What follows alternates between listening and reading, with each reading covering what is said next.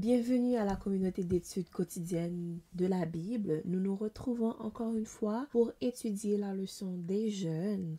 Aujourd'hui, mercredi 6 mars, nous allons voir le second ange dans la leçon qui a pour titre la lutte contre l'esclavage. Donc, Jésus est le seul à pouvoir diagnostiquer correctement l'état spirituel des gens. Apocalypse 3, le verset 14. Parce qu'il a envoyé le deuxième ange, nous pouvons nous fier à l'avertissement disant que Babylone est tombée et que la terre s'est enivrée de son vin. Donc, nous trouvons tout cela dans Apocalypse 14. Apocalypse 17 et Apocalypse 18, eux, ils vont expliquer les symboles de ce verset, identifiant Babylone à une femme prostituée qui a des filles prostituées. Cette femme infidèle représente une église qui était fidèle, de laquelle sont issus de nombreux mots. Il y a en fait une raison pour laquelle l'Église infidèle dans le Nouveau Testament et la ville de Babylone dans l'Ancien Testament portent le même nom. Elles sont parallèles. Du coup, la meilleure façon de comprendre les caractéristiques de la Babylone prophétique est d'examiner les caractéristiques portant ce nom dans l'Ancien Testament. Dans Daniel 4, on trouve les conseils que le prophète Daniel donna au roi né Nabuchodonosor de Babylone concernant la dépravation spirituelle de la ville. Mais un terme à tes péchés en pratiquant la justice et à tes iniquités en usant de compassion envers les malheureux et ton bonheur pourra se prolonger. Si Babylone de l'Ancien Testament avait du mal à user de compassion envers les autres, on peut s'attendre à ce que la Babylone prophétique bute sur en fait le même problème. L'institution de l'esclavage s'inscrit dans ce problème car c'est l'un des moyens les plus sûrs et les plus cruels de contraindre les gens à une pauvreté perpétuelle. La solution à la corruption de la Babylone historique et prophétique consiste à faire preuve de miséricorde envers tous les pauvres, y compris les esclaves. Les pionniers adventistes savaient cela et se référant à Apocalypse 18, versets 11 à 13, ils enseignaient que faire commerce de corps et d'âme d'homme était l'un des péchés les plus vils de Babylone. L'appel à quitter Babylone au verset 4 nécessite donc qu'on se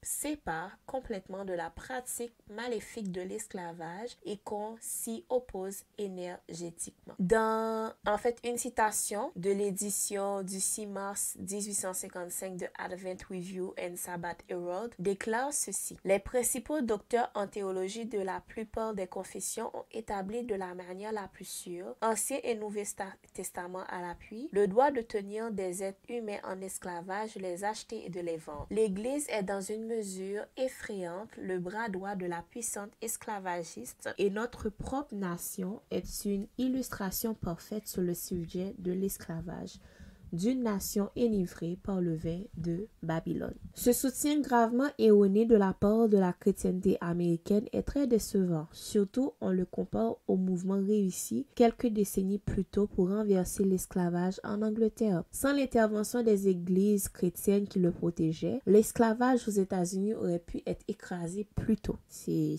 vraiment important ça. Les premiers adventistes ne pouvaient étudier ces prophéties sans s'exprimer en faveur de la dignité et de la liberté humaine. Dans le message des trois anges, ils ont entendu un appel à revenir au vrai christianisme sur les plans doctrinal et pratique. Qu'est-ce que en fait ce texte ou tout ce que je viens de dire peut nous apprendre? Moi, c'est la dernière partie qui m'interpelle à savoir que en tant que chrétien, nous devons être en faveur de la dignité et de la liberté humaine. Et l'important, c'est de voir que avec le message du second ange qui dit de sortir de Babylone et que Babylone sera écrasée, etc., ça nous montre comment, en fait, Dieu, il tient à ce que les personnes qui sont maltraitées, les personnes qui sont rejetées, les personnes qui sont mises à part, les personnes dont la population ne leur donne pas vraiment d'importance, que ces personnes-là en fait ont de l'importance à ses yeux et qu'il est là pour ces personnes pour les aider. Et la liberté humaine et la dignité, c'est vraiment